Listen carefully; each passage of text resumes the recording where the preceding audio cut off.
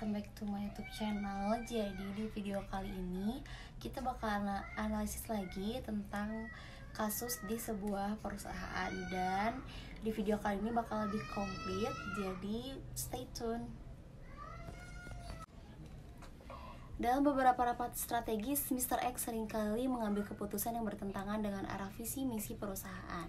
Misalnya, perusahaan ingin fokus pada pengembangan teknologi AI, tapi Mr. X lebih memilih untuk berinvestasi dalam produk yang sudah ada dan kurang inovatif. Ketidakcocokan gaya kepemimpinan Mr. X dengan visi misi perusahaan ini mengakibatkan penurunan semangat kerja di beberapa karyawan. Bahkan beberapa karyawan yang berbakat dan berpotensi besar telah memilih untuk meninggalkan perusahaan dan mencari perusahaan yang lain yang dapat mengembangkan ide-ide baru. Dalam situasi ini, perusahaan ABC baru menghadapi tantangan yang untuk mencapai visi misi yang telah ditetapkan karena gaya kepemimpinan yang tidak cocok dengan lingkungan kerja yang inovatif dan kolaboratif. Yang pertama, kita akan analisis apa itu gaya kepemimpinan otoriter. Gaya kepemimpinan otoriter adalah salah satu gaya kepemimpinan di mana seseorang pemimpin mengambil keputusan secara tunggal dan mandiri tanpa melibatkan partisipasi atau masukan dari anggota tim atau bawahannya. Analisis kelebihan dan gaya kepemimpinan otoriter sendiri memiliki kelebihan dan kekurangan. Kelebihannya yaitu keputusan menjadi lebih cepat dan juga lebih struktur.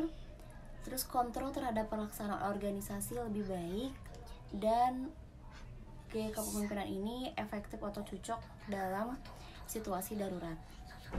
Kekurangan gaya kepemimpinan otoriter yaitu ada pada kekurangan partisipasi atau tidak melibatkan karyawan lain dalam pengambilan keputusan, menyebabkan kurangnya motivasi, rendahnya kepuasan kerja, kesulitan dalam menghadapi perubahan, dan akan berpotensi menghasilkan konflik. Lalu, saran apa yang seharusnya diberikan kepada perusahaan ABC untuk mengatasi masalah tentang gaya kepemimpinan yang tidak sesuai ini?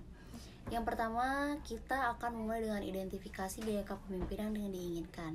Setelah itu, kita memulai klarifikasi ekspektasi kepemimpinan, melakukan pelatihan kepemimpinan, dan juga menguatkan budaya dalam organisasi. Lalu, bagaimana peran komunikasi dalam memperbaiki ketidakcocokan antara gaya kepemimpinan dengan visi misi perusahaan? Di sini peran komunikasi ada banyak. Peran yang pertama yaitu sebagai sumber informatif, yaitu informasi-informasi yang dapat direda. Untuk terjadinya konfrontasi ini bisa dilakukan melalui komunikasi.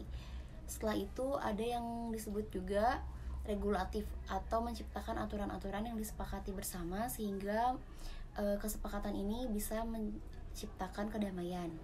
Setelah itu juga sebagai peran persuasif atau pesan-pesan yang membujuk orang-orang yang terlibat dalam konfrontasi untuk mau berdamai. Setelah itu ada juga peran integratif, yaitu dengan menyatukan lagi kesalahpahaman yang terjadi sehingga dapat meredakan konflik yang terjadi dalam organisasi. Seperti itu. Lalu bagaimana manajer dapat meningkatkan partisipasi karyawan dalam pengambilan keputusan strategis? Kita bisa melakukan yang disebut dengan komunikasi terbuka dan jelas. Maksud komunikasi terbuka dan jelas di sini yaitu manajer dengan terbuka menjelaskan tentang visi misi perusahaan kepada seluruh karyawan. Dengan begitu mereka akan mengerti dan lebih terbuka juga kepada perusahaan tentang apa ide-ide mereka untuk meningkatkan visi misi perusahaan. Yang kedua yaitu kita melakukan dialog dan juga diskusi dengan seluruh karyawan untuk mencapai visi misi perusahaan. Setelah itu kita melibatkan karyawan dalam semua proses perencanaan. Dengan seperti ini karyawan akan merasa lebih dihargai dan juga lebih memiliki motivasi dalam bekerja.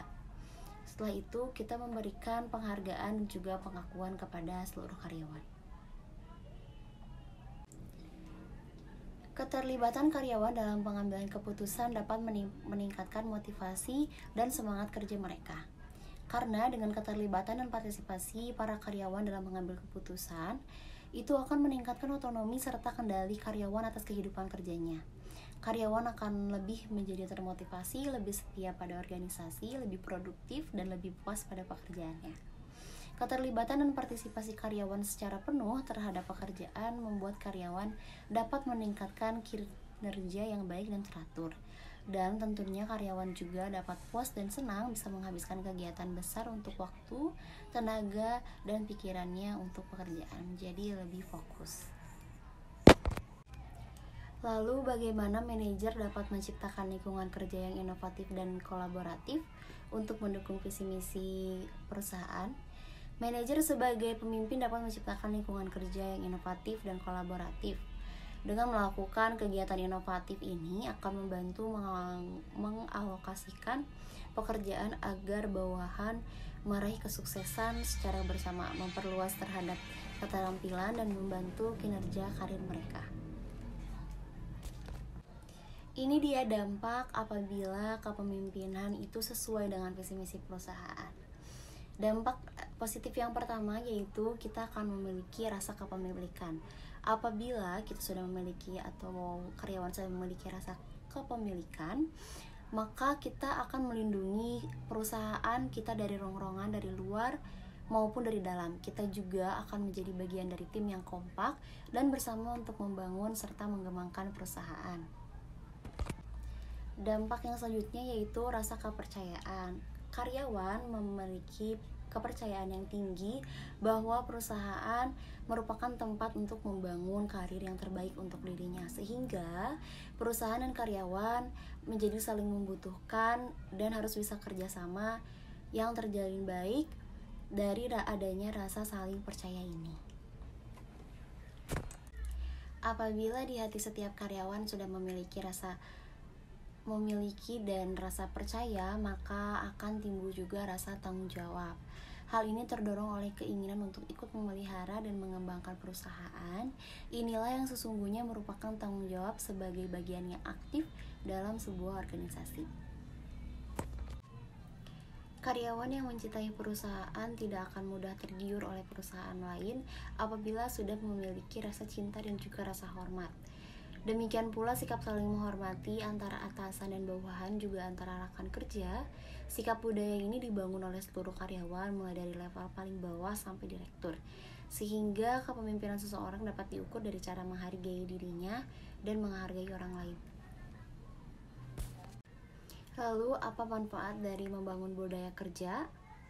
Manfaat dari budaya kerja adalah kita akan meningkatkan jiwa gotong royong, meningkatkan kebersamaan, membangun komunikasi yang baik, meningkatkan kinerja, tanggap dalam perkembangan dunia luar, sehingga saling terbuka satu sama lain, dan juga meningkatkan jiwa kekeluargaan dan meningkatkan kekeluargaan. Memahami visi misi menjadi sangat penting bagi seluruh karyawan, karena visi misi ini akan memotivasi mereka untuk bekerja dan meraih kesuksesan.